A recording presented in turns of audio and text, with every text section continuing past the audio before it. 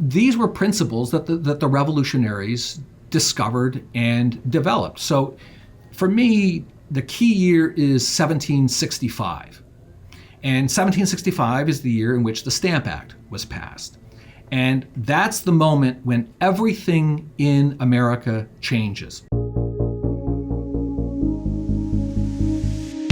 So I want to back up to those self-evident truths, because it's one of the topics that I'm actually most interested in right now. And I write a little bit about in my book that there has to be something outside of us to organize a society. Do you know how much sort of internal arguing they had as to what those self-evident truths were actually, and how they all arrived at what they were? Yeah, that's a great question.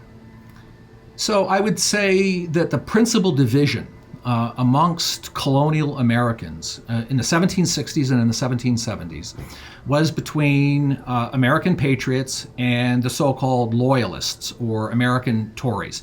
That's the great division. And in the end, they had really very different conceptions of what America ought to be, and they had very different conceptions of the underlying moral principles of the United States.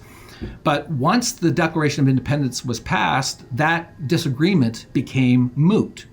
And I think what's most important, and the story that I try to tell in my book, is the story of how and why American patriots came to search for, discover, and develop the principles that would ultimately be elucidated in the Declaration of Independence. And so, going back to your first question, and the twofold purpose of my book. So on the one hand, yes, the book is about the Declaration of Independence. It's a close textual analysis of the Declaration, particularly of the four self-evident truths. But the book actually, in the end, Dave, is about a lot more than just the Declaration of Independence. It's about the American mind, and it's about the deepest causes and meaning of the American Revolution. So, as I said, the Declaration is a summing up of those principles. But the real question, the really fascinating part of the story, is how the Americans came to those principles, because they didn't hold them necessarily in, say, 1760, right? These were principles. And let's take any one of the four self-evident truths: equality, rights, consent, and revolution. These were principles that the revolutionaries discovered and developed. So for me, the key year is 1765. And 1765 is the year in which the Stamp Act was passed. And that's the moment when everything in America changes. Now, the second quotation that really drives my interpretation of the Revolution as a whole, in addition to the one by Thomas Jefferson describing the Declaration of Independence, is one by John Adams.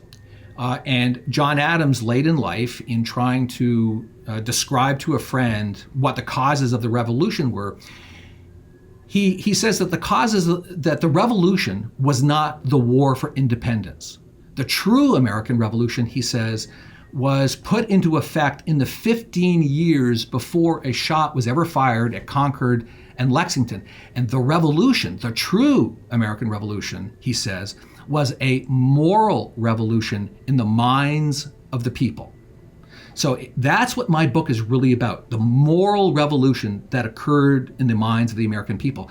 And Adams's statement is supported by Thomas Paine, who at that time also, in describing the causes and meaning of the American Revolution, said that because of the American Revolution, the American people, he said, hear with new ears, see with new eyes, and think new thoughts.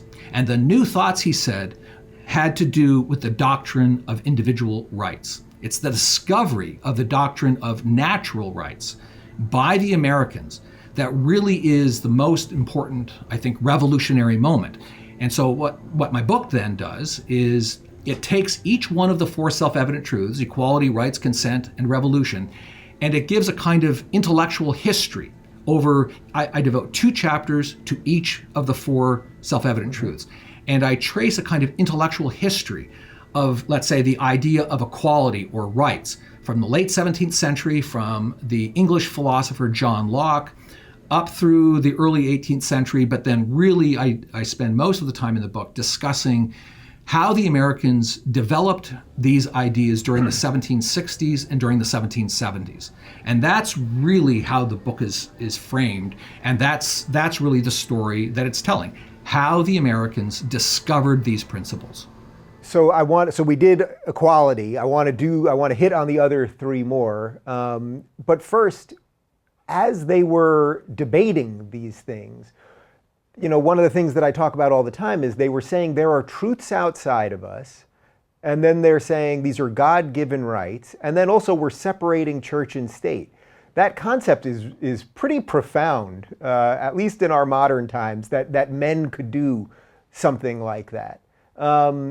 Were they all sort of on board that? Was there any pushback that we can't?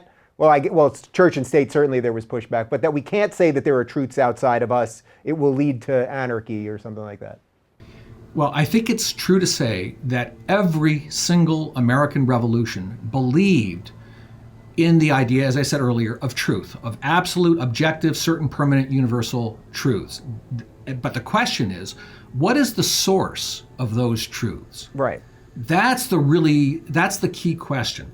I can also tell you that virtually every single American founding father believed that, for instance, the concept of rights was grounded in nature. And by nature, I mean nature out there, right? You look out into the world and you see nature. And one of the really important things that the founding fathers did was they adapted the ideas of 17th century English scientists and philosophers like Francis Bacon in his Novum Organum, and Sir Isaac Newton in his Principia Mathematica, and John Locke in his Essay Concerning Human Understanding.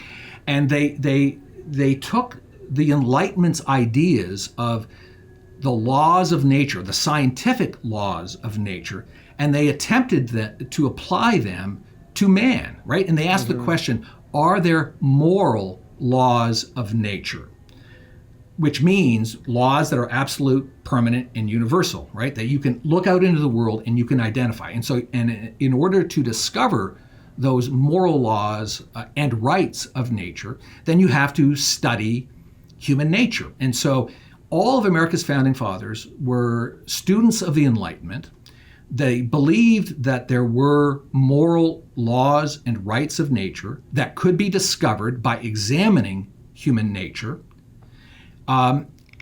The more difficult question, and where you do see some division, is, I think it's true to say that most of the founding fathers were practicing Christians, and so therefore they believed that the laws and rights of nature were grounded in an ultimate source, and that ultimate source, of course, was the Supreme Being, as he's called in the Declaration of Independence. Now, but it's also the case that not all of the revolutionary founders were practicing Christians. And so they discovered the laws and rights of nature in nature. And they didn't go the next step. But the most important thing to remember is that they all believed in the moral laws and rights of nature. And nature is the key term there. If you're looking for more honest and thoughtful conversations about academia instead of nonstop yelling, check out our academia playlist. And if you want to watch full interviews on a variety of topics, check out our full episode playlist. They're all right over here. And to get notified of all future videos, be sure to subscribe and click the notification bell.